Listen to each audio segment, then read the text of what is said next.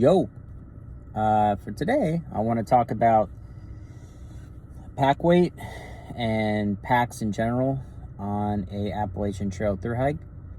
So for the first thing, like I said in my previous video, you see a bunch of different things, right? Especially when you first start the trail, you see people with framed backpack setups, frameless setups, no backpack, just winging it, people wearing shoes, people not wearing shoes, not using hiking poles. I mean, you could get lost in all the different methods that people use to hike the Appalachian Trail. There's definitely that I saw, and this is all from personal experience, and I'm speaking for myself,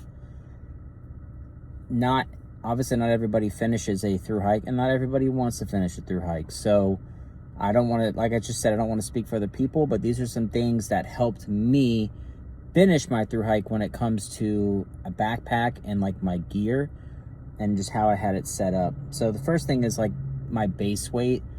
I started at Springer Mountain with a base weight of 35 pounds. And I learned within 3 days that just wasn't going to happen for me without food and water. I just wasn't able to do that. My body, my knees, my feet, my ankles, my back, my mindset just couldn't handle all that weight. So I immediately started dumping things fairly quickly.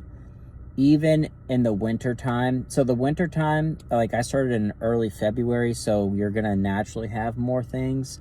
But as the months went on, April, May, June, I started just shedding things, sending things home, too much stuff. The base weight that I found that I was able to keep, where I had bare minimum for everything, but worked the best for my body and my mind, and to finish the thru hike, was 18 to 20 pounds base weight. Base weight on the high end, 20 pounds on the high end and 18 on the lower end. Just that range of weight helped the most for me and my body, and just overall my hike. Just helped with peace of mind too. Now with food and water, that can go up fairly quickly, but remember, you might start with 8 pounds of food, and then you might, 4 pounds of water, or however many water bottles you're carrying, however many liters that is. But like I said, as you go on for the day or a couple of days and there's no town, that weight goes pretty quickly. You start eating food, and it does. You feel like that food bag gets pretty small pretty quick. At least mine did. You leave town with a ton of it, and you're like, man, where's this all going? I'm just eating it. So with my pack, I liked frameless packs. I had a Hyperlight 55 liter. I think it was like a mountain gear maybe. But yes, it was frameless, so it didn't have a frame. So most frames, the frame packs have like when you put them on, it kind of feels like there's a frame there. There's something that kind of sits on your back a little bit. It's not uncomfortable. It's just the way that it makes the pack sit like on your back. The frameless just feels like a school book bag, like a JanSport school book bag. You have to figure out how to pack those correctly, because if not, you're going to deal with a lot of back pain. At least I did.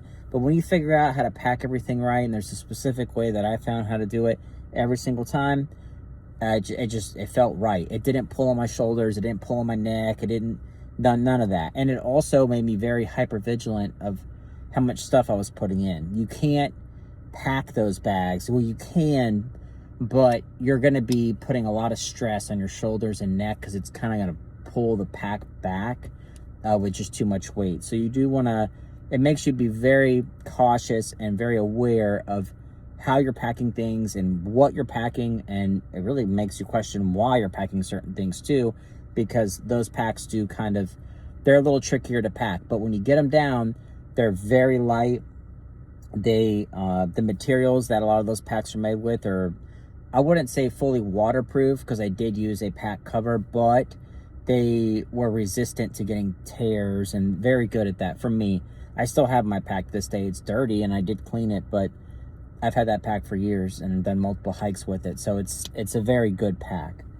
Also with my backpack setup, just the ease of setting up with a backpack like that, I can just pull things out super easy, put them back. Just the easy setup was easy for me. Also with like the pack weight, I try not to have duplicates. So people will have like multiple cups or multiple pots or multiple this and multiple that. The only thing I had multiples of was like clothes. So like 2 pairs of socks, 2 pairs of shorts, things like that. But in terms of like items, like I even just had 1 water bottle. Yeah, that was just what I did. I mean, I really tried to strip everything that I could and just have the bare minimum, because that made my hike the most enjoyable. And the last thing, if your budget allows for it, I would always recommend to choose lighter gear. That's just, I know it's expensive, and sometimes the lighter gear can be trickier because they can fall apart. I mean, some of the tents, like I had I had a really nice tent. It was like not a hyperlight. It might have been a hyperlight. It was a pole tent, very light, very quick to put up. Actually one of the lightest tents I've ever used. But you know, sometimes the things you use to like hook up the stakes with, those can rip. There's just things that can happen with lighter gear. Even though it's expensive, it doesn't always mean it's the best gear. But a lot of times when you're paying a price tag for those lighter things, it's usually just for the weight a lot of the times that I saw. But I did typically go with the lighter stuff if your budget allows for it. So I'm gonna wrap up this video here. I was gonna make a short, but this got a little too long. So the main topics on this video, just like a recap, is just the base weight, 18 to 20 pounds. I like the frameless Hyperlight 55-liter pack that I used. The ease of setting everything up was very nice. I don't do duplicates besides clothes. And if your budget allows for it, I would always recommend lighter gear. But that's just me. And I think the biggest takeaway I would have from this video, or for every video I make on the trail, on the Appalachian Trail, is hike your own hike. Some people like hiking with 40 pounds on their back, and I saw multiple people that finished their thru hike with very heavy packs. I wasn't one of those people. I'm not a bigger guy. I'm a lighter guy. I'm a smaller guy. I don't want all that weight on my back. On my back, I mean, I can feel with every step. And especially when you're putting in those bigger days, you want to push that 30-mile day, or maybe you want to try I think there's a 4-state challenge where you do like, I think it's like 40 something miles in a day. You can go through 4 states in a day. Like obviously it's very small portions, but the way that the states are stacked up as you get further up near New York, there's a section where you can do like a 4-state challenge. And for stuff like that, I'm not trying to carry 40 pounds on my back. Granted, I didn't do the 4-state challenge. I did half of it. I didn't want to do that. And you don't have to. I mean, everyone's got their own way of completing an Appalachian Trail thru hike. But my recommendation is, if you want to finish it, it's best to be cautious with how much you're taking and your weight. That's about it. So that's where I'm at for this. And yeah.